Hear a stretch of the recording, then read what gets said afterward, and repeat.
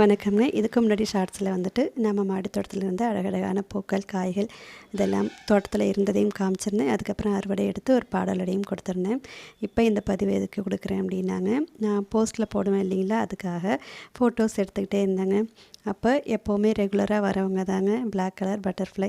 இன்றைக்கி வந்துட்டுங்க ஒரு பூவை கூட விடலைங்க. நம்ம மாடி தோட்டத்தில் இருக்கிற ஒரு பூவையும் விடலை. எல்லா பூலையும் போய் உட்காந்தாங்கங்க. அவ்வளோ அழகாக இருந்துச்சு. என்னால் முடிஞ்ச வரைக்கும் அதை நான் ஃபோட்டோஸாக எடுத்திருக்கேன். பாருங்கள், நீங்களே பாருங்கள். ஒவ்வொரு புள்ளையும் அவங்க அந்த கலருக்கும் அவங்களுடைய கலரையும் சேர்த்து பார்க்கும்போது அவ்வளோ அழகாக இருக்கும். நிறைய பூச்செடிகள் வளங்க, காய்கறிகள் பூக்கள் உதிர்வுங்கிறது இருக்கவே இருக்காதுங்க.